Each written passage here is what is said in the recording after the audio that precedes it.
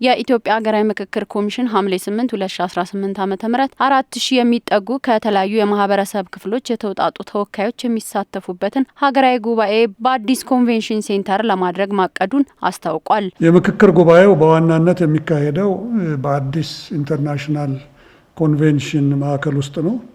ማዕከሉ ይህን ታሪካዊ ሂደት ለማስተናገድ አቅም ያለውና ምቹ መሆኑን በማረጋገጥ ኮሚሽኑ በትኩረት እየሰራበት ይገኛል። በዚህ ረገድ የሀገራዊ ምክክር ጉባኤውን በልዩ መርሃ ግብርና የሂደቱ ሀገራዊ እንደምታን በሚመጥን መልኩ ለማከናወን የሚያስችሉ ስራዎች እየተሰሩ ነው። ተመካካሪዎች ከክልል ወረዳዎችና ከተለያዩ ዓለም አገራት ከሐምሌ 1 ቀን 2018 ዓ.ም ጀምሮ ምክክሩ ወደሚደረግበት ስፍራ መግባት እንደሚጀምሩም ተገልጿል። ለተሳታፊዎቹ ጊዜያዊ የጤና አገልግሎት መስጫ ማዕከላት፣ የህፃናት ማቆያ፣ የመመገቢያና የምክክር ቦታ መዘጋጀቱን ዋና ኮሚሽነር መስፍን አርአያ አስታውቀዋል። ተሳታፊዎች በማዕከሉ በሚኖራቸው ቆይታ የሚያስፈልጓቸው የጤና የጸሎት ቦታ፣ የጸጥታና ደህንነት ሁኔታዎች የተጠበቁ እንዲሆኑ ከፍ ያለ ስራ እየተሰራ ይገኛል።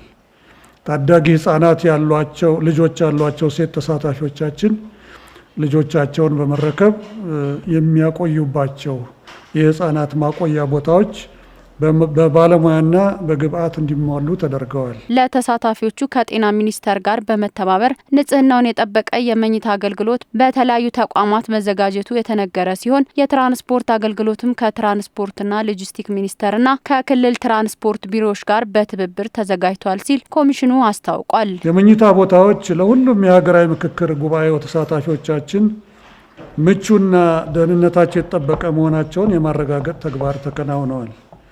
በዚህም በዋናነት በኢትዮጵያ ፐብሊክ ሰርቪስ ዩኒቨርሲቲ እና ከፌዴራል ቴክኒክና ሙያ ኮሌጅ ጋር በመተባበር በርካታ ስራዎች ተሰርተዋል። የማደሪያ ቦታዎቹ ንጽህናቸው የተጠበቀ በቂ ንጹህ አልባሳት፣ የመጸዳጃና የግል ንጽህና መጠበቂያ የተሟሉላቸው እንዲሆኑም ተደርገዋል። በአዲስ አበባም ከምክክር ጉባኤው ማካሄጃ ወደ ማደሪያቸው እንዲሁም ከማደሪያቸው ወደ ጉባኤው አዳራሽ በሚያደርጉት እንቅስቃሴ የተሳለጠ የትራንስፖርት አገልግሎት እንዲኖር ማድረግ ያስፈልጋል። ከትራንስፖርትና ሎጂስቲክስ ሚኒስቴር ከክልልና ከተማ አስተዳደሮች የትራንስፖርት ቢሮዎች ጋር ቅንጅት በመፍጠር ሰፊ ስራ ተሰርቷል። ቅድመ ዝግጅቱ አካል ጉዳተኞችንና ልዩ ድጋፍ የሚያስፈልጋቸውን ተሳታፊዎች ያማከለ እንዲሁም ከቋንቋና መሰል ጉዳዮች ጋር በሚገጥሙ ችግሮች ዙሪያ እርዳታ የሚያደርጉ በርካታ በጎ ፈቃደኞችም በየማረፊያ ቦታዎቹ መዘጋጀታቸውንም ኮሚሽኑ አስታውቋል።